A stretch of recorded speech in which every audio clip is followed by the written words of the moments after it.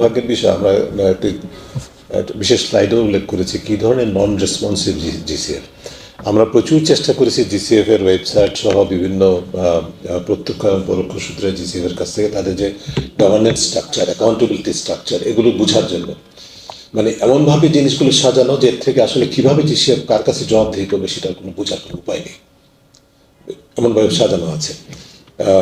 এক ধরনের এখানে আমি মনে করি যে এই যে আন্তর্জাতিক সংস্থাগুলো যেগুলোর কথা বলছি তাদের মধ্যে একটা সিন্ডিকেশন হয়ে গেছে জিসিএফকে এইভাবে একটা জবাবদিহিহীনতার মধ্যে রাখা, যার ফলে এই যে কন্ডিশনালিটির নাম করে বাস্তবে একদিক থেকে তাদের ব্যর্থতাকে ঢাকছে, কারণ তারা পর্যাপ্ত অর্থায়ন করতে পারেনি বা অর্থ সংগ্রহ করতে পারছে না, অর্থ উত্তোলন করতে পারছে না। অন্যদিক থেকে যা অর্থ পেয়েছে সেটাকে নিজেদের সুবিধার্থে নিজেদের পছন্দ মতো ব্যবহার করার জন্য, সেই ব্যবহার করার উদ্দেশ্যে আমাদের মতো উন্নয়নশীল দেশগুলোর উপরে বিভিন্ন ধরনের শর্তাবলী চাপিয়ে দিচ্ছে, যেটাকে জটিল করে দিচ্ছে। শুধু তাই নয়, যে এই জটিল শর্তাবলী পূরণ করেছে সংস্থাগুলো তারাও 3 বছর যাবত অপেক্ষা করছে এবং কোনো জবাব পাচ্ছে না। সো এখানে এবং সেটার কারণে আনফর্চুনেটলি হচ্ছে মানে তাদেরকে জবাবদিহিতা করার মতো কোনো সত্যিকার অর্থে কোনো প্র্যাকটিক্যাল মেকানিজম নেই। আমি আপনাদেরকে প্রাউডলি বলতে পারি একটি উদ্যোগের কথা আমাদের প্রতিবেদনের উল্লেখ আছে। কিন্তু জলবায়ু পরিবর্তন এমন একটা চ্যালেঞ্জ যেটা আমাদের অস্তিত্বের বিষয় বাংলাদেশের, এবং সেটি বাংলাদেশ পৃথিবীর যে সমস্ত দেশগুলো একেবারে ডে টু ডে লাইফে সাফার করছে তার মধ্যে অন্যতম বাংলাদেশ। সো আমরা এটাকে প্রাধান্য দিয়েছি সবসময়। আপনারা দেখেছেন জলবায়ু পরিবর্তনে আমাদের আলাদা একটা প্রায়োরিটি নিয়ে আমরা কাজ করছি, বেশ কয়েক বছর, প্রায় 12 বছর যাবৎ কাজ করছি তিনি। তারই অংশগ্রহী ধারাবাহিকতায় আমরা একটা উপলব্ধি করছি যে প্রতিষ্ঠানটিকে বিশেষ গুরুত্ব দিয়ে পর্যালোচনা করা দরকার জাতীয় স্বার্থে। আমাদের যেটা কি বলে যে অনুমোদন প্রাপ্ত বা যেটাকে বলা হয় অ্যাক্রিডিটেশন, তারা হচ্ছে পিকেএসএফ এবং এইটকল, এই দুইটি সংস্থা।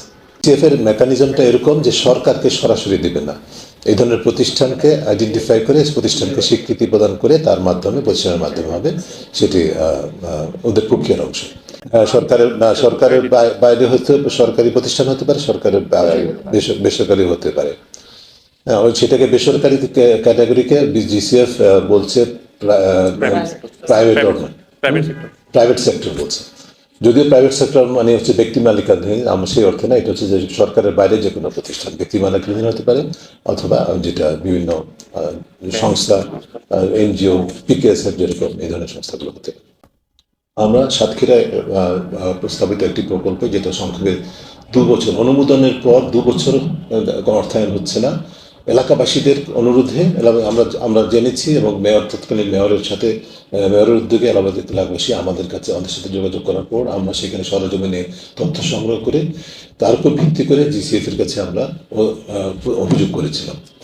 অভিযোগটা তারা পাশ কাটিয়েছে, কিন্তু সেটার ফলে সুফল হয়েছে এটুকু যে তারা পরবর্তীতে তড়িৎ গতিতে অর্থায়নটা শুরু করেছে। প্রথমবারের মতো আমরা করেছিলাম সেটা। তার উপর ভিত্তি করে অভিযোগ নিরসন প্রক্রিয়া একটা ব্যবস্থা চালু করেছে, সেটাও কিন্তু লোক দেখানো। যেটা বললাম লোক দেখানো, তার কারণ হচ্ছে যে আপনি অভিযোগ করলে কোনো জবাব পাচ্ছেন না, কোনো উত্তর পাচ্ছেন না, পাশ কাটিয়ে দেওয়া হচ্ছে, এই ধরনের একটা পরিস্থিতি। তো এইখানে আমাদের মধ্যে সংস্থার ভূমিকাটা হচ্ছে এই বিষয়গুলি তুলে ধরা, আমরা তুলে ধরতে পেরেছি বলে মনে করছি।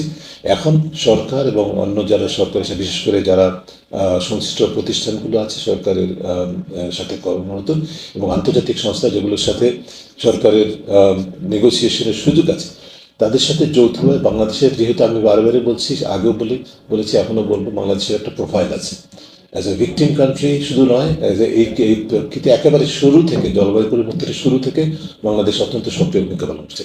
এই ভূমিটাকে ক্যাপিটালাইজ করে উচিত হবে এখন এই বিষয়গুলোকে চিহ্নিত করে জিসিএফের সাথে ধ্যান ধারণা শুরু করা, যার মাধ্যমে যার ফলে দুইটা জিনিসই আপনার প্রশ্ন মধ্যে তাদের অ্যাকাউন্টেবিলিটি স্ট্রাকচারটা আরও পরিষ্কার হবে, অন্যদিক থেকে তাদের যে গ্রিভেন্স রিড্রেসাল প্রসেসটা সেটা যেন আরও সুষম হয় বা কার্যকর হয়।